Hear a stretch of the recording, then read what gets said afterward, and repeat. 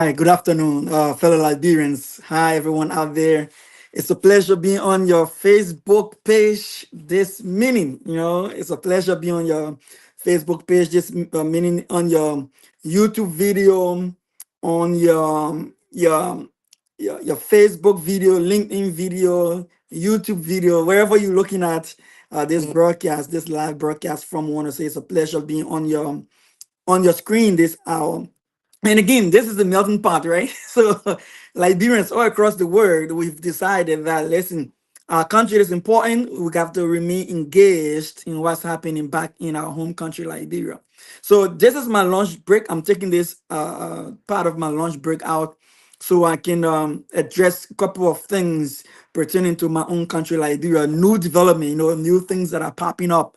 All right. And there are two things that just popped up that I want to talk about briefly, and then I call it a day for today's broadcast. So the first thing I want to talk about, if you're joining me, please share this live. All right, share this live. If you're joining me, share this live.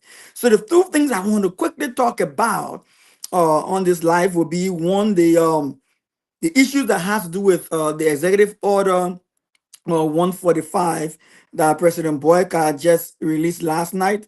Executive Order 145 that President Boyka released last night. And I also want to talk about quickly, not just that Executive Order 145, I also want to talk about quickly the executive, the Supreme Court uh, information is just released today, citing the both the Speaker Kofar and the so-called majority black to a hearing where they can listen to the bit of information. So those are the two things I want to talk about quickly. I'm not going to be long on here. So share this video if you can. So the two things I want to talk about quickly will be one, the issue that has to do with the Executive Order 145 that was just done by President Bouaka last night, reinforcing Executive Order 126 for the establishment of the Asset Declaration Task Force. And then I want to talk about the Supreme Court release. Ask according on not asking that, but requesting the presence of our lawmakers from the lower house. We call it the lower house. They don't like to hear that one, but we call it the lower house from the House of Representatives uh, to hear the what they call the bill of information that was filed by Speaker Kofa. So yeah, that is a very good development in our country, and we're looking forward to that. So I want to talk about that briefly. So that will be the two things that we'll talk about this afternoon. And I want to be quick on this and go back to my job, and go do the people's work, as we call it, doing the people's work. All right. So quick and straight to the point. Let's talk about Executive Order 145. So if you follow me this morning or today, if you follow me today, you will realize that I did a post. All right. And the post that I did, I wrote speaking to the issue that has to do with the Executive Order 145. And I made a couple of arguments in that document. And I will briefly just go over the argument that I'm making in that document. Now, the thesis of that argument, meaning when we say the thesis of the argument, we're saying what is the overall main information in that argument that I brought for on the Executive Order 145. Please share the show. The main issue that I brought for is that President Boyka executive order in regards to that asset recovery team again is in error. The first time when they did that, we mentioned that was in error.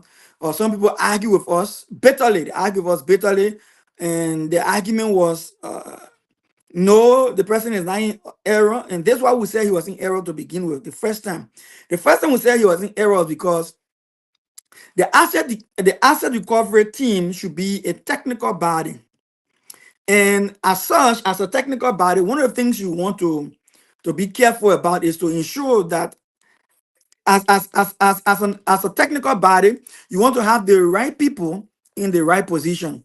So if you are a political party, say you're taking over from another political party, right? Like President Bouaka took over from President Weah, former President Weah, and he wants to go after stolen wealth. You want to be careful so that the people who sit on that body on that asset recovery body will be technocrats. And when they say technocrats, it means, please share the show. Technocrats will mean asset recovery bodies. You have people who are our lawyers, development, and development experts, which means they know what to look for. The researcher, or beside lawyer, development expert, researcher, but they should have some maybe people with accounting or economic knowledge, things like that. And people around that thought process to ensure that if you're going after stolen property, you are going after in a way that you going after, you know what you're looking for, you know how to get to it, you know how to work your way around the challenges that you face in the process. Not only that, you also want to have this kind of body that will be independent, so that people don't say in the end, this is political wish hunt. This is not politicized, so that they have, what they call public confidence in what they are doing. So the initial step of President Barker lack those merits. I would say lack those merits to begin with. And so we argue that another thing that the initial step lacked was that the fact that you already have the LACC, which is the Liberia Anti-Corruption Commission, right? And they have similar responsibility to go after ill-gotten wealth, people who corrupt the country, and if possible, retrieve what those people stole from the country. So it's similar in nature. So in that instance, if you want to have a specialized team to go after people who have stolen, we know that they will not be distracted by other things, but please share the show. But focusing on retrieving lost assets, if you embed them in the already existing structure, which is the Liberian Anti-Corruption Commission, even if it's a task force, but if you embed it in the Anti-Corruption Commission platform or framework structure, then they will already have access to certain infrastructure, access to certain tool, access to certain what you call legal support and backing. For instance, the Liberia Anti-Corruption Commission has the authority to investigate. They have the authority to cite people or to subpoena people. They have the power to even prosecute people. So they got a certain leverage. So if you embed the asset recovery task force within the Liberia Anti-Corruption Commission structure, you already giving them a legal, a first-hand legal perimeter that they can benefit from and utilize to begin with. And not only that, but because the Liberia Anti-Corruption Commission is supposed to be independent and void of any political influence, then the integrity of the task force is even reinforced. So those were some of the things we argue about it from the beginning. And although there were people who were there arguing against us and had the worst to say, to some of us, we found ourselves in a very same situation where the task force had a lot of challenges, poor approach to the problem, not doing their work in a way that brought credibility to the team, and then some of the members of the team end up breaking away and leaving. And, Martin Colley, who should have been the researcher on that program, had to leave. And this guy, who is he called himself CRC for EFFL, um, Economic Freedom Fighter, something like that, EFF, from the political party. They all just left because they had confusion with that team. All right. But this is the issue I have with the new executive order, right? Let's look quickly at the executive order and some of the oversight I see in the executive order. So, like I mentioned, the new executive order that President Barker just issued, which is Executive Order 145, has limitations, a serious problem. The first limitation is that the executive order position, so the executive order, just for the sake of some of us who may not have broader idea on what we're talking about. So this executive order comes in support of a previous executive order from President Boyka. The previous executive order was 126, establishing the office of the anti-corruption, the asset recovery team. But What that executive order could not do is to give it a what you call a parliamentary mandate. So, which means the House of Representatives and the Senators, the 55th legislature, did not pass any law to bring them into existence. So President Boyka was just using executive order, and so executive order has limitations. So like it exists for only a year, right? So every year he has to renew that mandate. So Executive Order 145 comes to renew the mandate now of the previous Executive Order 126 to make the Anti-Corruption Commission to continue to exist.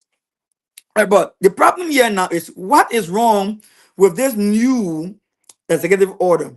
So what the new executive order just did is that you remember the gracious right challenge the legitimacy of the asset recovery team, right? They used to call it asset recovery team from the beginning. And when they challenged them, one of the things they say is that the president did not have the mandate, the authority to establish a standalone body like that. It has to come from the legislature, which is a fact. It's constitutional. But the Supreme Court ruled against Gracious Right because it's saying Gracious Right is not the one that's already making that argument that President Boyka has started another group that is usurping the function. When they say usurp, it means you're taking over the function of another body that was established by law, which is the Liberia Anti-Corruption Commission. So according to the Supreme Court, you don't have standing in this argument to challenge these people formation. The people who got standing are not making noise, which is the LACC. So if the LACC comes and make noise and say, listen, these guys are usurping our functions, then we'll listen to them. But for you, you have no standing. So it is not like to say that the Supreme Court said that the asset recovery team is legal. That's not what they did. They didn't argue that. They're just saying Gracious Right did not have standing to argue that because they're not the one who's affected by these people being present and functioning and usurping their function. So LSCC, if they want to make a noise, they can go to the Supreme Court and make a noise. But again, that's Liberia. So what I'm speaking to here right now is that, so I'm not looking at the legality of the LSCC. I'm not looking at whether it's legal or not legal. That the court's supposed to decide. If LSCC has a problem, they will go to court. But this is what I'm trying to get to President Boyka. For some reason, people who are advising our president are not advising our president well. Asset recovery is a critical tool in the fight against corruption, designed to reclaim stolen or misappropriated public assets and return them to their rightful owners, which in the rightful owners, the citizens of the Republic of Liberia, right? We get that part. The effectiveness of an asset recovery strategy depends largely on its independence. Mark that word. For asset recovery team or task force to be successful, the key word that everybody that President Boyka need to be aware of is the word independence. They need to be independent, right? And then legal backing. They should have legal backing and ability to operate without political interference. Circle that to political interference. It's key. Independence, legal backing, and ability to operate without political interference. In the case of Liberia, the extension of the mandate of the Asset Recovery Task Force, which is we will call for short ARTF, under Executive Order 145 by the President Joseph Yaman Boyka, amending and renewing Executive Order number 126, establishing the Office of the Asset Recovery, raises serious concerns about its effectiveness and independence. That's my argument. The way President Boyka has the Asset Recovery Task Force set up and where he placed it, we'll talk about that, makes it a controversial issue, puts it in a situation where it will not be able to effectively execute its mandate. And I'm not sure who's advising President Boyka. Who's advising President Boyka? Now listen to this. Instead of being structured under an independent, legally empowered institution, the current ARTF, Asset Recovery Task Force, is placed under the Ministry of State for Special Services, an arm of the Executive Mansion. This move, rather than Reinforcing accountability, it creates an avenue for political manipulation and selective justice. This is my argument. Because the thing is that if you place the asset recovery task force under the executive branch of government, that's not my problem. But if you place it, like you can put it under maybe LSCC, because LSCC already have that mandate. Or you can say, you know what, we're going to make this ART a body all by itself. Let's send a bill to the legislature to pass it and make it an entity all by itself with the right to do everything without any interference. No, but if you put it under the executive mansion, especially so the Ministry of State, where the president presides, and put it in a special group that you call special services under the president's watch, what you've done there is that you already undermine the mandate. You've already undermined the mandate of the ARTF, the Asset Recovery Task Force. You undermine the mandate. Let me tell you why you undermine the mandate.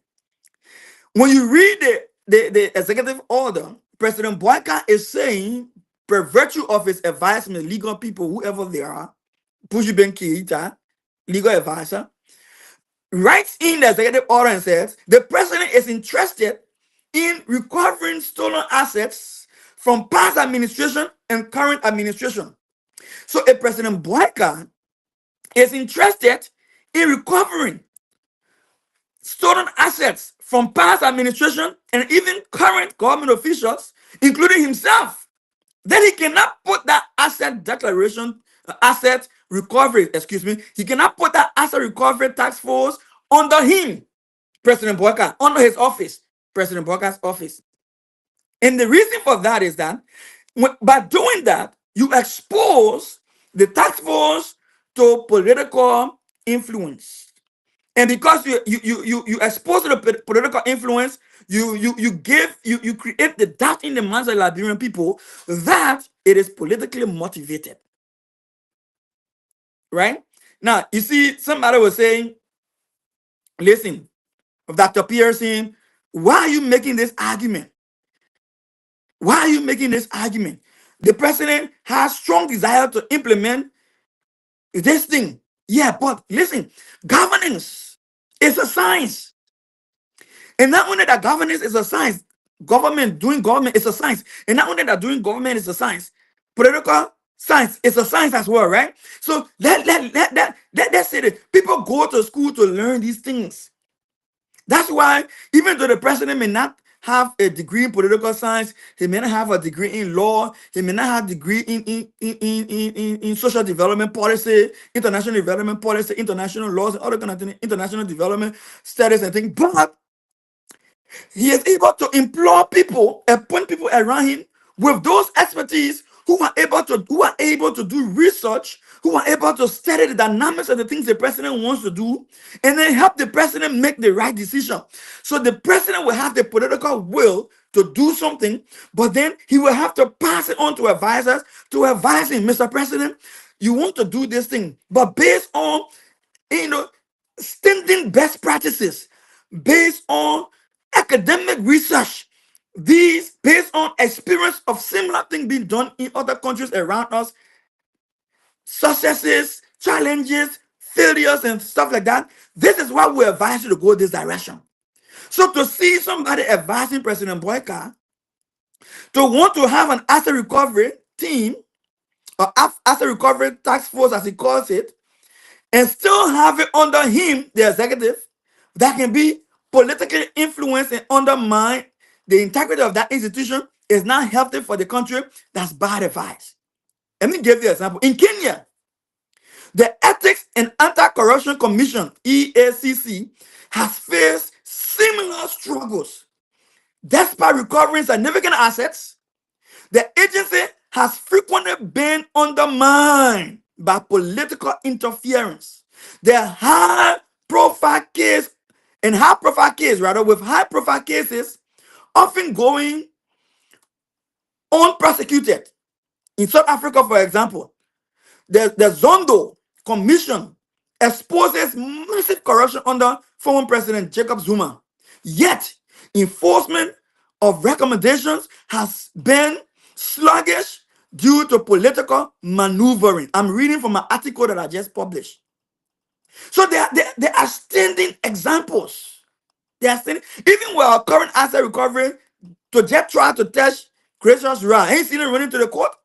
So there will be challenges. People will not want to go down easy. People will not want to give up the illegal wealth and things that they gather easily. So President Boyka needs to know that to be successful, that body needs to be positioned in a place in a way that it is not easily arm twisted, it is not easily manipulated, it is not easily diverted from its goal and purposes. And that those who he appoints to head anti-corruption commission or head asset recovery are people who will function without fear or favor of past leaders and present leaders, including President Boyka himself. So this is either a political bluff or President Boyka is being ill-advised. You know, I would say this. I know a lot of the Boyka supporters, UP supporters, the UP Online Brigade, all right, or we agree, them who want to just say anything the president do, we agree, a good, the sycophants. I know they will come at me and it will cost me other kind of thing and say I should mind my business, and no, I'm a naysayer and other kind of thing. But can you question the logic? Can you question the expertise? Can you question the science and the tested and proven methods that this require? Can you come and counter argue what I'm saying? No. President Boyka, upon taking office in January 2024, promised to lead a government of transparency and accountability. For him to deliver on that promise of transparency and accountability, he needs to allow institutions like this, integrated institutions or supposedly integrated institutions, to operate from a standpoint of autonomy and independence, so that when they are acting and they are taking decisions and they are going after people, they are not afraid that the president will shut them down. They are not afraid that the president will close them up. They are not afraid that Grace Bay will come in the office and get vexed and blast at them and say, your moon and Neve on our list. I don't want you going against that other person. No, you don't want that. So you want them to be sitting where nobody can interfere with them. That even when the president himself, something come close to the president, somebody will see it, and when they want to leak it to them, and they want to go after the president himself, the president can't stop them because they are autonomous. They are independent. They are able to act. They are not sitting in the president's office waiting for the president to come and say, yeah, I agree with what you're doing. Or Grace Bill to come and say, I agree with what you're doing. Or Bushi Ben Keita to come and say, I agree with what you're doing. When this lady, Judy Andy, submitted her case against Prophet Key to the Supreme to the court, when she sued Prophet Key, who pick up phone and call the court and say, kick that case out. Call the Solicitor General and say, kick that case out. And what Bushi Ben Keita? Political influence. That Oman case died. Natural death. The court did not hear it. When the Supreme Court ruled in the case of the House of Representatives that anything they did, whichever group they were, because they didn't have the authority for some limitations each group had, anything they do will be ultra various, right? Who pick up paper and type and undermine the Supreme Court opinion? Wasn't it the Minister of Justice? Political interference, political influence. So the asset recovery, any asset recovery team must be void of any attachment that will give it undue political influence that will jeopardize its integrity and undermine the legitimacy of its work. So President Joseph Yimon Boyka remove the asset recovery task force from under the Ministry of State, Special Services Division, as you call it. And if you can do a couple of things that I mentioned in my article. If you go on my page, on my Facebook page, or on my LinkedIn page, you see the article I'm talking about. I titled the article, Political Bluff, Liberia's Asset Recovery Design. Now, there are a couple of things we can do here. The best thing, President Boyka, the best thing you can do, commission the Asset Recovery Task Force, but relinquish it to the Liberia Anti-Corruption Commission.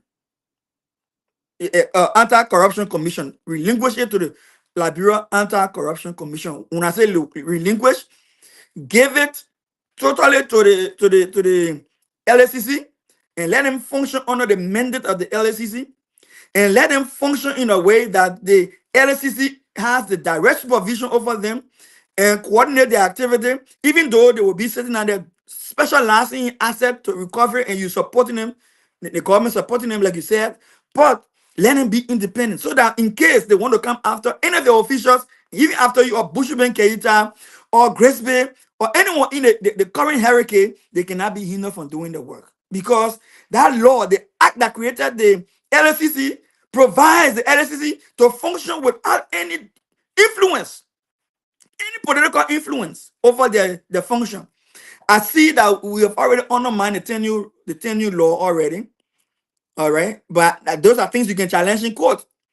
But with the current anti with the current asset recovery task force, President Biden work on one money and say I dismiss order, y'all drop all that case and I dismiss you. So then that's the end of gingerbread ball because somebody coming after himself.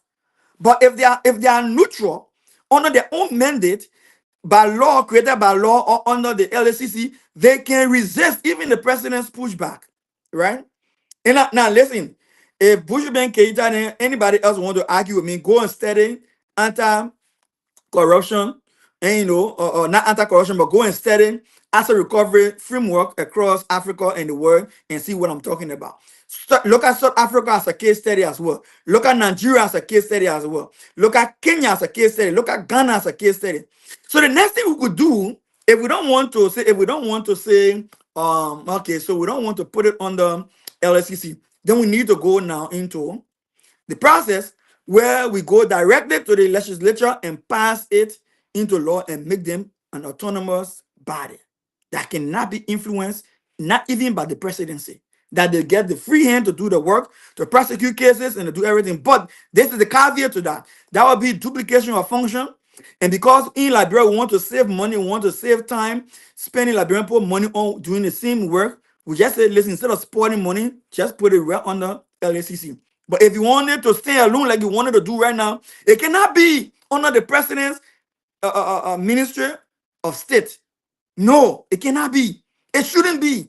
It's a bad precedent. It's not going to work. And even if it works, it's going to lose credibility because it's going to be politically influenced and politically motivated, and the prosecution will be selective, right? And that is a fact. I'm not telling you, say, maybe it will be. I'm telling you, it's a fact.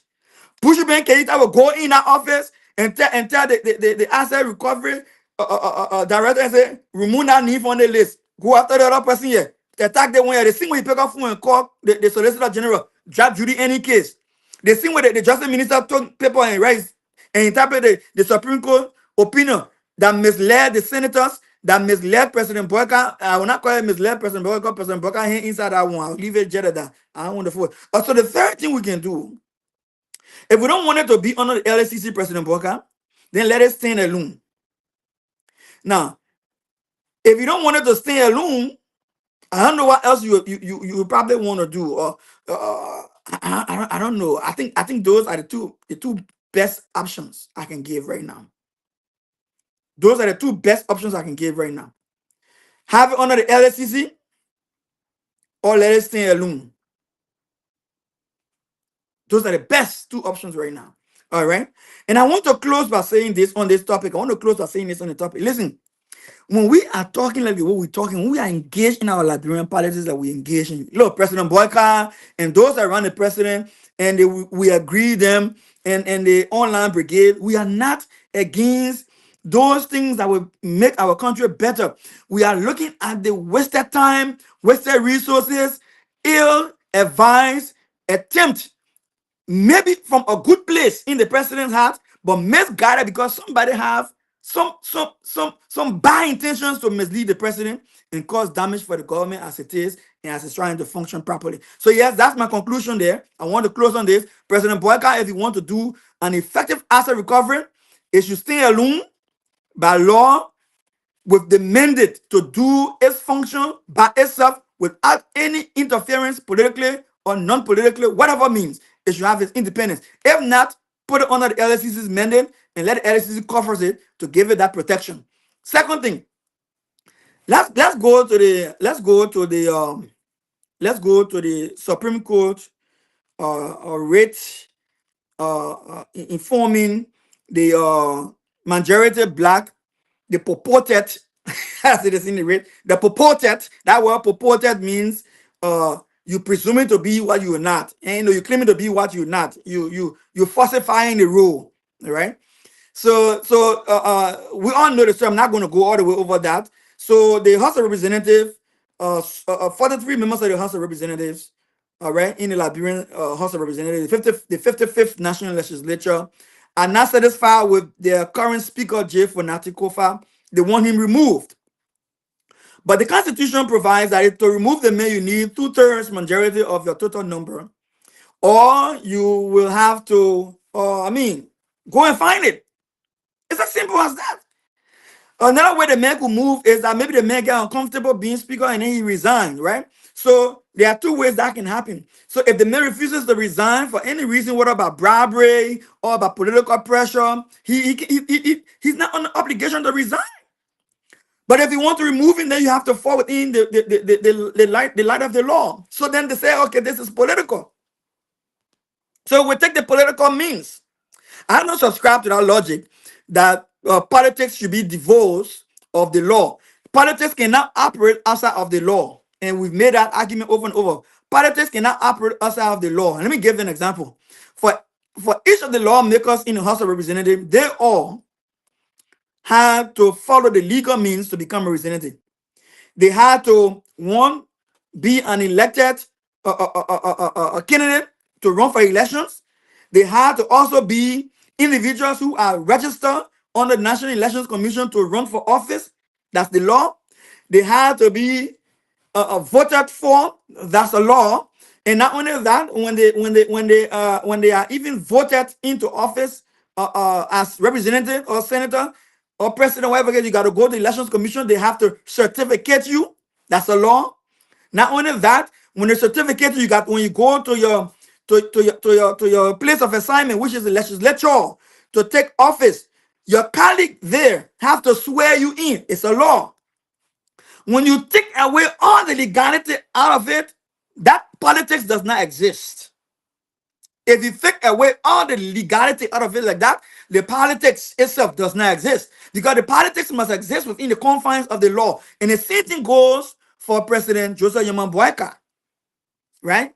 So again, it baffles me when our political leaders are telling us they are playing politics, but the politics cannot be in the confines of the law. It does not make sense to me. That's why I think we still need to hear from the Supreme Court of Liberia to clear this whole thing about those guys who do not have the constitutional requirement to remove their speaker, but will want to pretend to be in a position where they can remove him outside of the law and assume the position of speakership and then make decisions for the Liberian people outside of the law. So I repeat, listen, I will say this again. I think it was yesterday or the day before yesterday. Firestone and other concession companies were called by these guys who are usurping the real function of the national legislature. Don't forget, we have the minority black, and the minority black are those who the Constitution say if you don't have a quorum, you can meet from day to day, and then you tell your friend to come and find a way to bring your friends. Well, the Supreme Court said that, oh guys, I saw your complaint that your friends ain't trying to not come to session and they want to hold their own session, but you two, you cannot do anything because your Constitution says you can only come today, you adjourn, you go. When you get quorum, you adjourn, you go. When you get quorum, you come, you adjourn, you go until you can get quorum. So don't take decision there, just adjourn. Because if you take any decision, it is beyond the law. The law is ultra various, right? The same way to the other guys, gentlemen. You guys claim you got the majority. You claim you got the quorum, but your quorum must exist. Your quorum becomes legal, constitutionally legal, when your speaker is present in that quorum and is presiding in that quorum. If your speaker is not present in that quorum and is presiding in that quorum, anything you do there in his absence is also wrong. It's ultra various, meaning if you want to do something, the speaker has to be present under his gavel. If this if the law says if the speaker is not in the country and he's not available, then the deputy speaker can preside in his absence. If the speaker is available and he's on ground and y'all won't do anything, he has to be present. That's what the law says. The Constitution says that. So even though you have the quorum, you cannot take any decision, you cannot do anything. So they don't have that quorum, they don't have that power. So, well, they still jump aside and say, no, happen. We're going to do our own thing on the other side. We move the speaker, even though we don't have the two-third majority, we move the speaker on the side, political way. We also suspend some of our friends then who don't want to come on our side. We suspend them.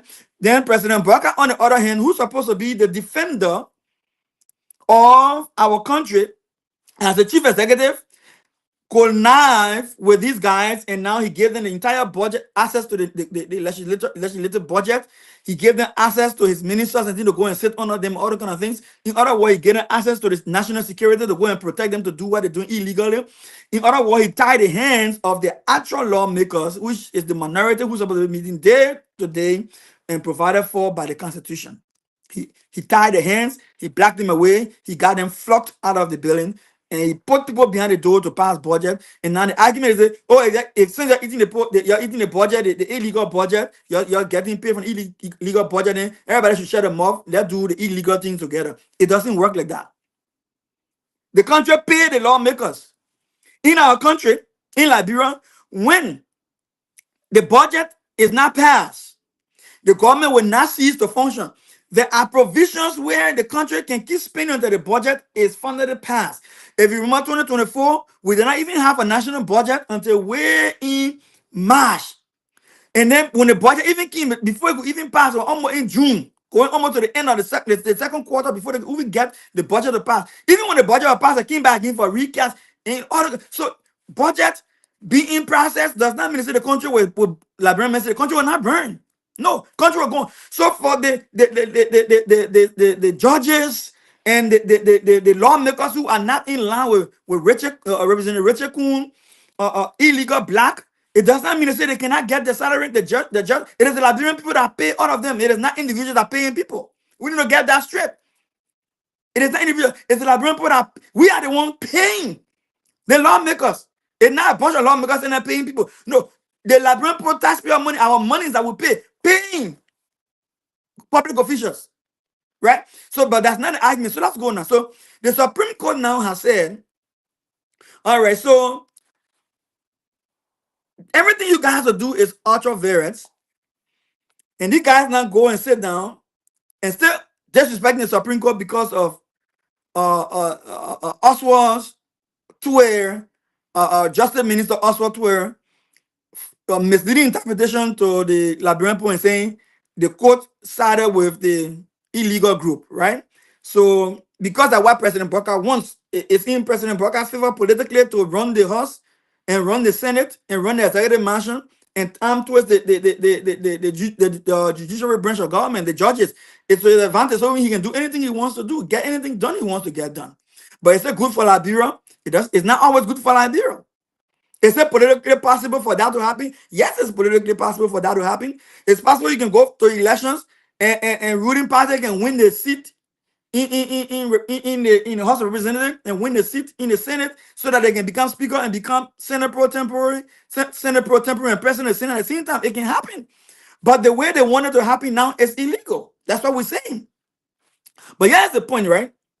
So, Councilor Oswald Tuer, the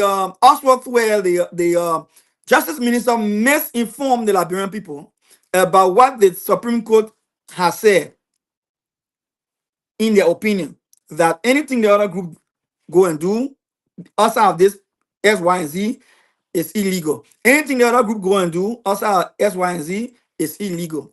So he bypassed all of that. He went and gave a misguided ruling in favor of the president, perhaps by the instruction of the president.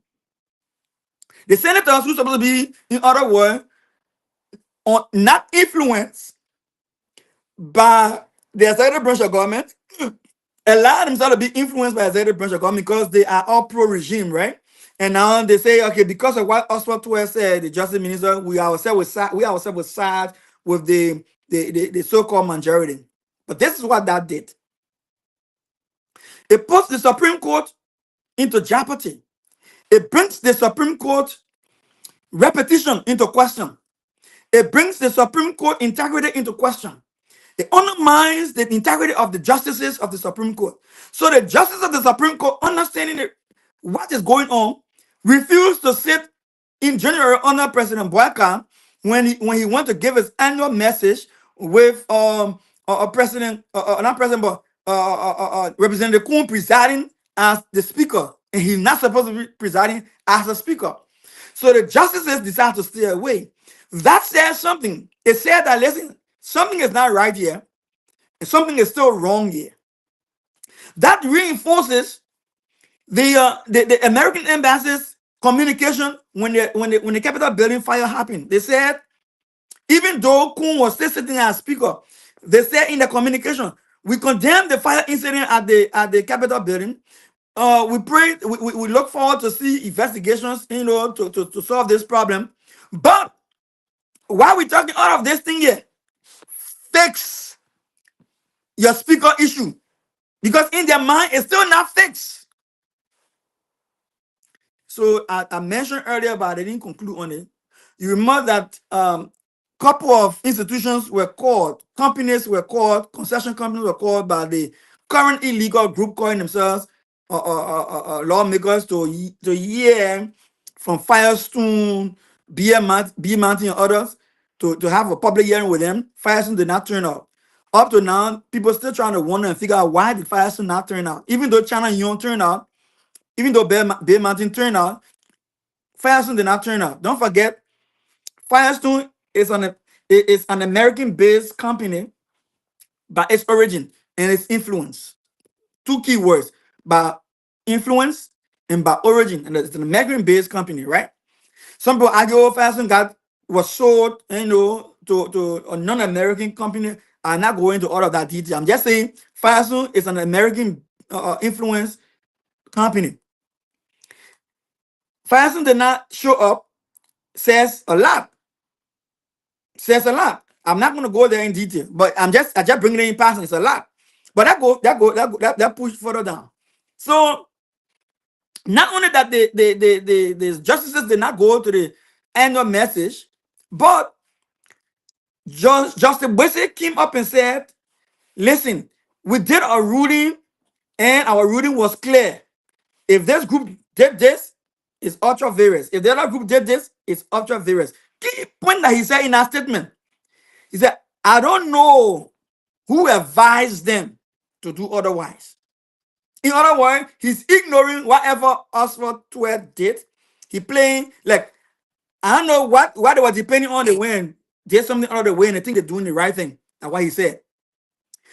But this time, the bit of information from Speaker Kofa is still sitting at the Supreme Court that he filed a month or two ago, right? Bit of information still sitting. I think he filed that in December, still sitting with the Supreme Court. Why the Supreme Court delayed this baffles me. That's why I wrote the Supreme Court bench, and I told them the fact that they are delaying the hearing of the bit of information is doing more harm to the country than good. It's doing more harm to the country than good. The Supreme Court needs to know that there are certain cases in the country, because of its sensitivity, because of its importance, can be prioritized so that the country's stability and peace can be maintained. It's almost like me, for instance. I'm living in the United States. I got a couple of bills I have to pay. Based on the importance of that bill, or the importance of that service I'm receiving, whatever the bill is, I may have 5 bills in my hand to pay. If I don't have sufficient money, no matter which bill came first or last, right, I can decide that this one is more important than the other one. I will pay the one year first, because if I don't pay the one year first, even if I pay the one year, it will still affect this one, and it may be more damaging to me than if I pay the other one. So the Supreme Court should know what to prioritize. And the conflict in the House of Representatives, where the Justice Minister is misleading the president and misleading the Senate are providing the cushion for the Senate and the president to get an excuse to abuse the Constitution, to give them that cushion, to overlook it. The Supreme Court endanger the peace of the country. And that's what I say in our letter to them. You endanger the peace and security of the country. We trust in you to play your role. Just like the executive branch of government got the role to play, to, to run the country, to govern the country on a day-to-day basis and prioritize what is important for the Liberian people. Just like the House of the Representatives and Senate got the responsibility to carry on the job day to day, to take decisive, urgent decisions to run the country. The judiciary, the Supreme Court, has a mandate, a responsibility, like other branches of government, to be quick and decisive, to prioritize what is important for the peace and the security of the country. No country in the world plays with national security. Any issue that borders on national security, the country must take it very important. And it cannot take sides. The country must be decisive. Anything that endanger the peace and stability of our country, especially that we have experienced 14 years of brutal civil war, lost about almost 250,000 people, times that by at least 10 people per family size, about 2 million plus people, almost 3 million people are badly hurt by our civil war, connected directly to 250,000 people who died. So you got a country that needs to take every precautionary measure to maintain the peace and stability of our country. No, but the Supreme Court sits on this and allow the Kun, the likes of Kun, the likes of for the family, the likes of what the guy needs, James Colette, to take decisions that hurt the country. What the decisions include dismissing some of our lawmakers who could not sit on the formation of our national budget that will impact our districts. There was almost 30 lawmakers were excluded from active participation in the design of the national budget, and we expected to receive the budget as genuine for the peace and security and the development of our country. No, not only that, but for few lawmakers who, because of the undermining of the rule of law, can go and break down the legitimate speaker office door, can drill another representative vehicle. All of these things as a result of the Supreme Court not giving due diligence to what matters most. So now that the Supreme Court has come up and said, we are now waiting out to hear a bit of information, and we are citing people to come before us to hear a bit of information. Give us reason why, Representative Kun. Give us reason why this bit of information that is asking for clarity. Why you are overstepping our ruling, our opinion. The last time we give us clarity why we cannot hold you in contempt. That you stepping outside of our opinion. When we told you these are the guide rails, these are the borders that you cannot cross. You other guys, these are the borders you cannot cross. Give me reason to not hear this argument that you're crossing the line. So now waiting for them to go and give the argument why they are not crossing the line. While we are waiting for them to go and give argument why they are not crossing the line, the Supreme Court should have at the back of their mind.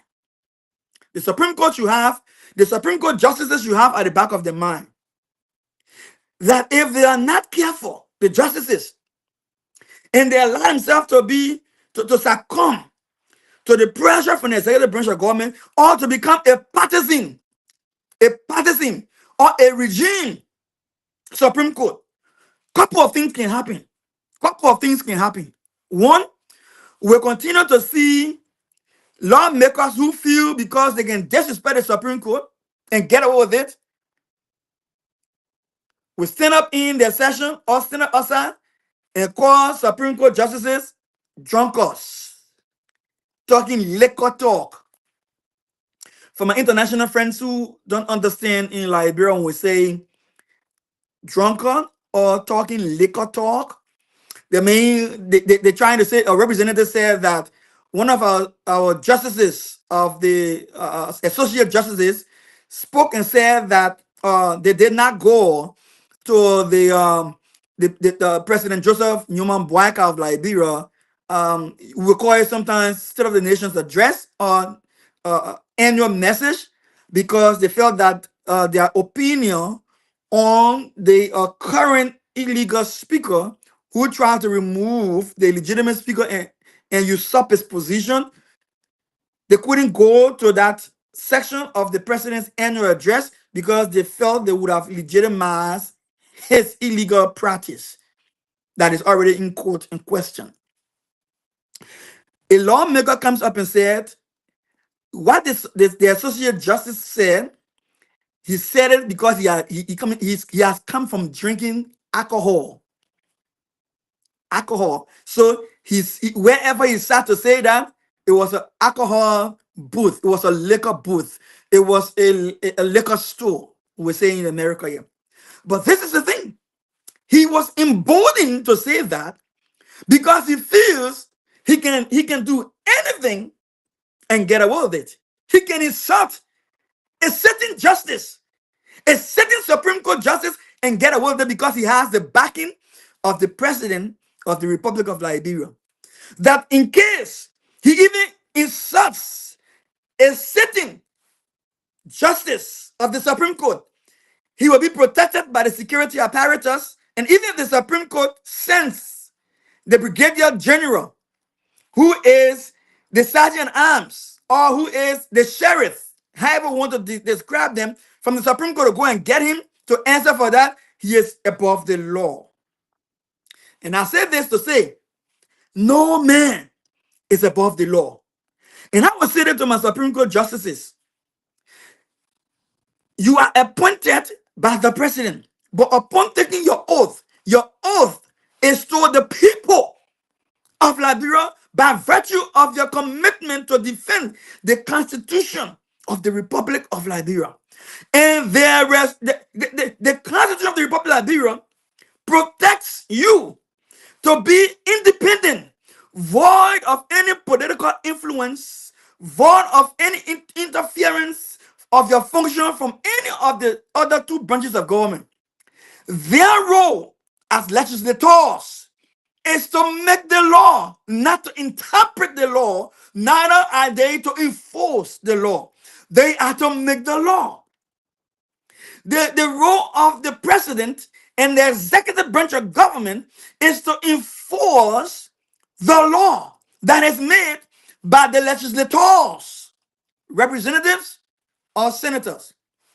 In case the enforcement of the law that was made by the legislators and being enforced by the executive contravenes the rights of the Liberian people in any way, or constitutionally violate their right, they have the right under our laws and under the Constitution to seek redress in our judicial branch of government, which is the courts presided over by the Supreme Court and the Chief Justice of the Republic of Liberia.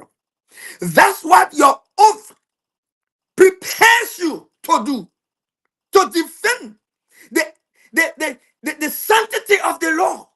If you allow individuals, either in the legislative branch or in the executive branch, to overshadow you, the judiciary branch, and twist your arms politically and tell us, the Liberian people, that the country should be run politically outside of the laws, out of the confines of the law, you are liable, like I said in my letter to you, and you will be responsible for allowing our country to degenerate into chaos.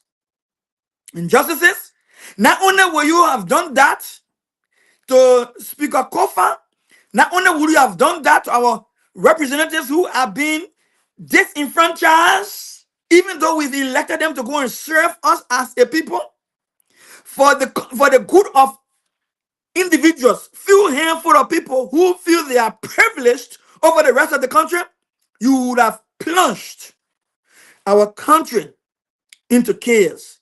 You would have disappointed us. You would have disappointed us, and you would have given us to the hands of wolves, unpatriotic wolves. And I would say in closing,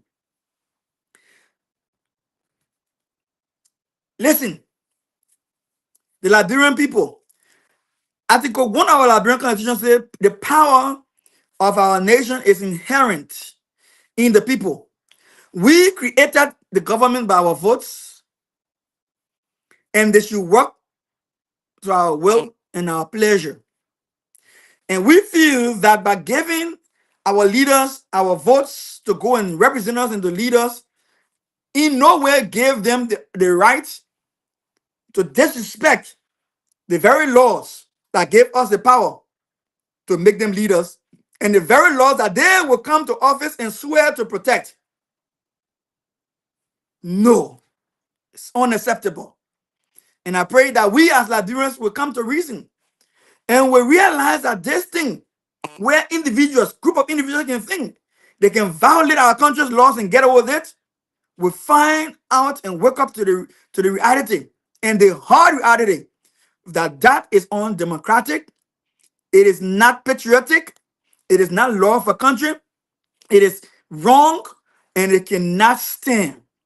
So as we all await the hearing of the bill of information in defense of the Constitution of Liberia, where the lawyers of Representative Richard Kuhn, who is purporting to be Speaker of the House of Representatives, we look forward to the Supreme Court doing us justice as the Liberian people.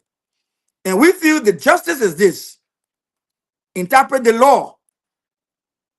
And when the law is interpreted, we are calling on President Boyka to respect the law. And we are calling on our Liberian Senate to respect the law. And that the country should be governed in the ambient of the law, within the confines of the law, so that we can know peace and posterity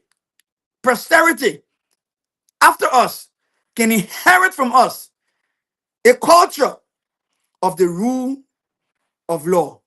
Madam Ellen Johnson said it right just yesterday, and I close on what she said.